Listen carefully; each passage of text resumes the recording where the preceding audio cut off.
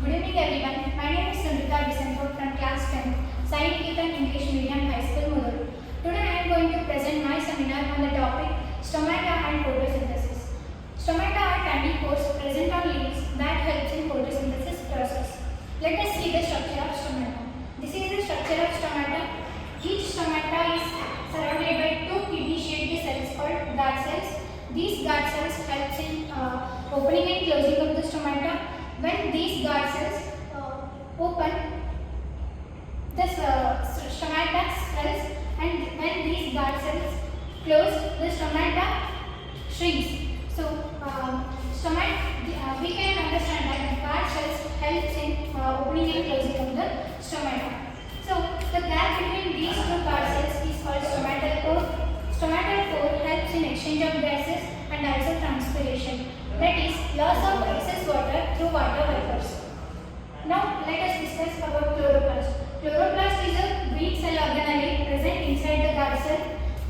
Chloroplast contains a green pigment called chlorophyll. Chlorophyll helps us to absorb sunlight for the process of photosynthesis.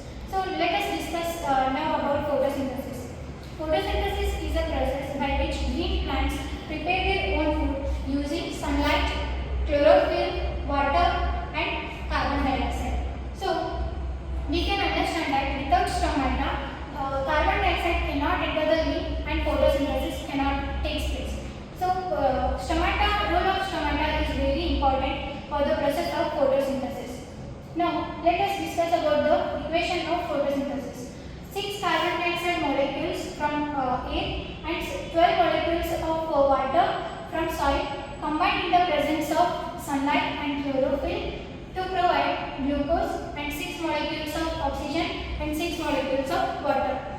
So, this is the equation for photosynthesis. This is very important to balance in the board examination. So, let us discuss about events of photosynthesis. First one is absorption of sunlight by chlorophyll. Chlorophyll is a green pigment in chloroplast. It helps to absorb sunlight from the sun. So, second event is conversion of light energy into chemical energy and splitting of H2O molecules into hydrogen and oxygen. So, in the second event, plants convert light energy into chemical energy because plants cannot store food in the form of light energy directly. So, plants convert light energy into chemical energy and store the food in the form of starch. So, the third event is reduction of carbon dioxide to carbohydrates. In this third event, carbon dioxide mixed with the hydrogen which is released in the second event to form glucose. It is very important. These are the very important steps involved in the photosynthesis.